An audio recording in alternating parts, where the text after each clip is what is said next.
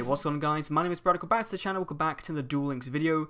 Today we're doing a discussion on one of the brand new super rare cards acquirable at 5,600 event points in the most recent Duel A Thon event, which actually is still going right now. We've only got about 8 hours or so as of uploading this video to actually get this card, and we're talking about Zero Force. Now, Zero Force is a super rare trap card with the effect activate only when a face-up monster you control is removed from play.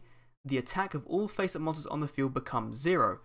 So immediately, I think, and me, myself included, a lot of players would have thought this card would have been a pretty good tech choice for the current meta. We have a lot of meta decks that have things that banish. We have Amazonis, Spellbooks, Vampires can have some tilty combos with that. Sea Stealth Attack has some banishing mechanics. So there are a lot of decks that this card would potentially work with, but because of how timing and how cost works in Yu-Gi-Oh!, this isn't the case. And it's something I wanted to discuss today because I think this is one of the main culprits that would kind of catch people out if they didn't know exactly how this card worked.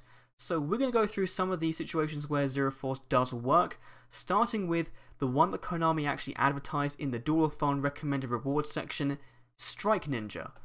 Because in 2018, who in their right mind is playing fucking Strike Ninja?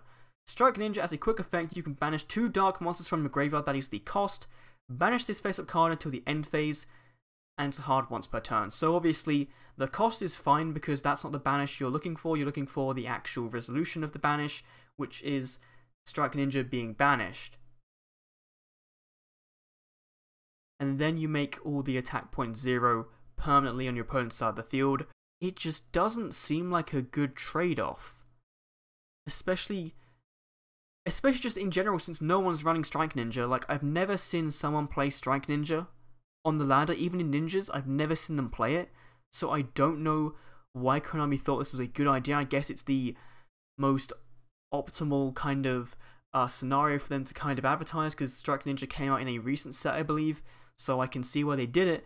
But there are some other use cases where it does work, looking at things like Dimension Hole, a card that was very popular back in 2017 for farming decks with Cyberstein. You could target one monster you control, banish that until the standby phase after this card activates, and then you bring it back next turn, summon Vassal, summon out a big giant fusion monster, and then go for game with that mass amount of damage.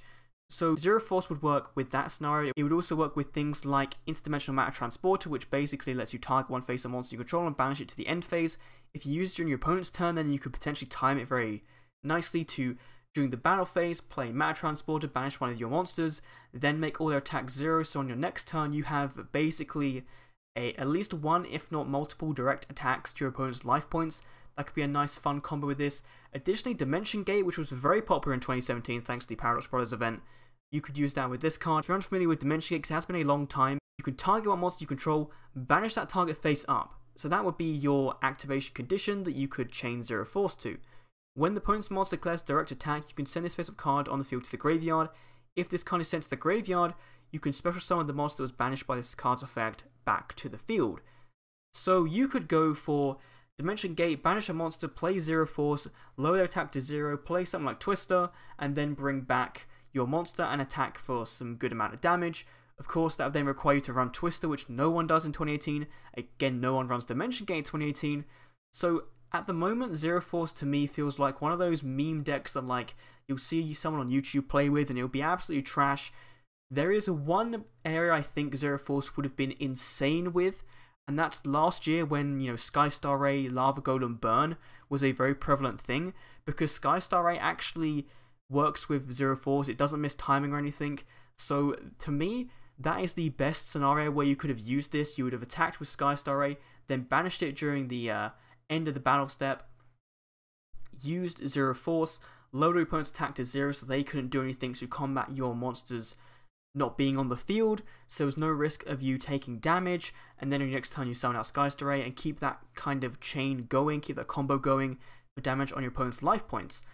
Now, the areas where you can't use Zero Force is why this card is actually terrible, at least right now in Duel Links, because 4 of the main meta decks involve banishing, as I said earlier in the video, starting with Amazonis, and the main culprit is Amazonis Onslaught. So Amazonis Onslaught, after damage calculation, if your Amazonis monster battles an opponent's monster while this card is already face up in your Spell and Trap God zone, you can banish that opponent's monster. So it's after damage calc, and it's still within the damage step, so Zero Force can't activate because it just can't activate in the damage step. That's just one of the rulings of Yu-Gi-Oh! Additionally, you really wouldn't want to use this against Amazoness, because if your opponent does have Swordswoman on the field, you're then giving them a 0 attack monster that they can kind of attack into you with and deal you a ton of damage, because of course Swordswoman deals any damage your opponent would take to you. But I could see why Onslaught would be kind of people's first thoughts to use this with, because most of the time your opponent has like a queen on the field and a princess, and since queen stops your Amazons from being destroyed by battle, you would have at least 2 0 attack point monsters on the field you could keep ramming into. Your opponent could do nothing with it apart from banish those monsters again with Onslaught if they wanted to. So Amazoness to me never really made too much sense with this. The next deck is Vampires. Now, Vampires would work in your favour if you were running them, or they wouldn't work actually, because if things like Vampire Familiar and Vampire Retainer, they can summon themselves back from the graveyard by getting rid of one vampire card in your possession, but when they're sent to the graveyard afterwards of that, they are banished. But because you're tributing those cards off to like summon a monster, those are counted as a cost, and as such, those being banishing as costs will not let Zero Force activate, and you won't be able to do anything with regards to that. Still, Vampires are pretty good because you'll be going for a Vampire Grace, and then, you know, getting a card from your opponent's deck, sending it to the graveyard, destroying another thing with Vampire Kingdom. There's still a lot of power play in the deck even without Zero Force being a thing. Just one of those things that could have worked if Yu-Gi-Oh's rulings with regards to cost weren't so as they are. Then we have Sea Stealth Attack. And I think you guys all know what Sea Stealth Attack does. I think you guys all know what part of Sea Stealth Attack I'm referring to. I'm referring to the protection effect. Once per turn, you can banish one mortal monster you control until the end phase this turn. Face-up spell or traps you control cannot be destroyed by opponent's card effects, even if this card leaves the field. Again, the banish is a cost in this scenario, so Zero Force won't actually work, and you won't be able to make all your opponent's attack point 0 to kind of counter the fact that you have no monster on the field. If you are having to like decide whether is my back row dying, or am I taking damage this turn, am I protecting my life points this turn, this would have been a cool combo to kind of use, but unfortunately you can't do that. And the final archetype is Spellbooks. Now Spellbooks actually can work under one scenario, and that is Spellbook of Fate. So if you control a spellcast type monster, you can banish up to 3 Spellbook cards from your graveyard. Then you would apply the third effect to banish one card your opponent controls.